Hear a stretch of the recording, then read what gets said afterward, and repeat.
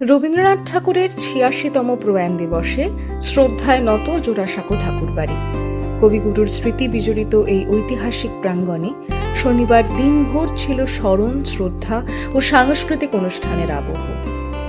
রবীন্দ্রভারতী বিশ্ববিদ্যালয়ের ছাত্রছাত্রী এবং অধ্যাপক অধ্যাপিকাদের সমন্বয়ে আয়োজিত হয় বিশেষ সঙ্গীতানুষ্ঠান। কবিগুরুর প্রকৃতিতে মাল্যদান করে শ্রদ্ধা জানান অগ্নিমিত্রা পাল ও রুদ্রনীল ঘোষ।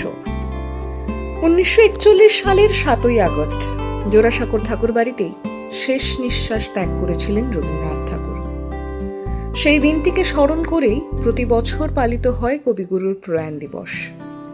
৮৬তম প্রয়াণ দিবসেও তার জন্মভিটে জোড়াসাঁকোয় ফিরে এলো সেই চেনা শ্রদ্ধা ও আবেগের ছবি। এদিনের অনুষ্ঠানের অন্যতম আকর্ষণ ছিল রবীন্দ্রভারতী বিশ্ববিদ্যালয়ের ছাত্রছাত্রী, অধ্যাপক অধ্যাপিকাদের সমন্বয়ে আয়োজিত সঙ্গীতানুষ্ঠান। রবীন্দ্রসঙ্গীতের মধ্যে দিয়ে স্মরণ করা হয় কবিগুরুকে। একদিকে অভিজ্ঞ শিক্ষক শিক্ষিকাদের উপস্থিতি, অন্যদিকে নতুন প্রজন্মের পড়ুয়াদের অংশগ্রহণ। দুই প্রজন্মের এই সাংস্কৃতিক মেলবন্ধনেই যেন ফুটে উঠল রবীন্দ্রনাথের স্মৃতির চিরকালীন আবেদন। কবিগুরুর প্রতি শ্রদ্ধা জানাতে জোড়াসাঁকোয় উপস্থিত হন অগ্নিমিত্রা পাল এবং রুদ্রনীল ঘোষ। কবিগুরুর প্রকৃতিতে মাল্যদান করে তারা শ্রদ্ধা নিবেদন করেন। সাহিত্য, সংস্কৃতি এবং বাঙালির জীবন চেতনায় রবীন্দ্রনাথের অবদানের প্রসঙ্গ উঠে আসে এই শ্রদ্ধা নিবেদনের পর্বে। তবে রবীন্দ্রনাথকে স্মরণ করার দিনে সামনে আসে আরও একটি গুরুত্বপূর্ণ প্রশ্ন: নতুন প্রজন্মের কাছে রবীন্দ্র আদর্শ আজ কতটা প্রাসঙ্গিক? এই প্রশ্নের উত্তর খুঁজতে সাধারণ মানুষের সঙ্গে কথা বলে আমাদের প্রতিনিধি।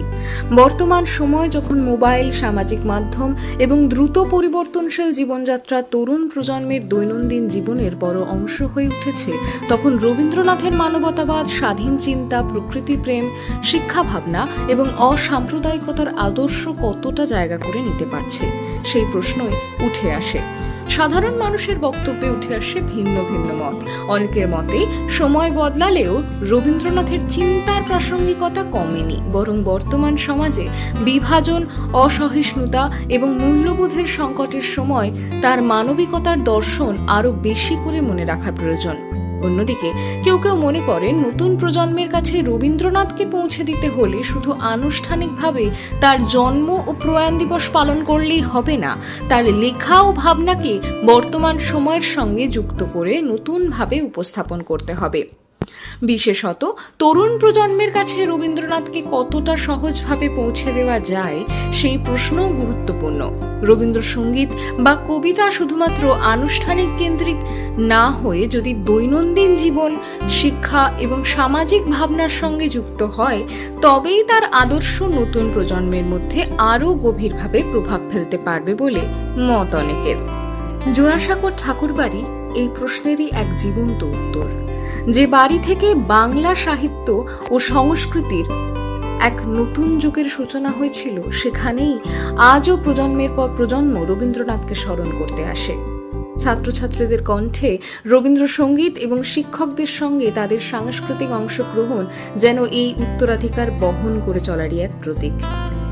রবীন্দ্রনাথের প্রয়াণের ৮৬ বছর পেরিয়ে গেলেও তার সৃষ্টি বাঙালির সাংস্কৃতিক জীবনে আজও অমলিন। সময়ের সঙ্গে বদলেছে মাধ্যম, বদলেছে শ্রোতা পাঠকের অভ্যাস, কিন্তু মানবতা, স্বাধীন চিন্তা, ভালোবাসা ও সৌন্দর্যবোধের যে বার্তা রবীন্দ্রনাথ রেখে গিয়েছেন, তার প্রয়োজনীয়তা আজও ফুরায়নি। ভানু সিংহের প্রয়াণ দিবসে জোড়াসাঁকোর শ্রদ্ধা অনুষ্ঠান তাই শুধু অতীতের এক মহান কবিকে স্মরণ করার আয়োজন নয়, বরং নতুন প্রজন্মের কাছে রবীন্দ্র ভাবনার উত্তরাধিকার কতটা পৌঁছেছে এবং আগামী দিনে তা কিভাবে পৌঁছে দেওয়া যায়, সেই প্রশ্ন নতুন করে সামনে এনে দিল আজকের দিন।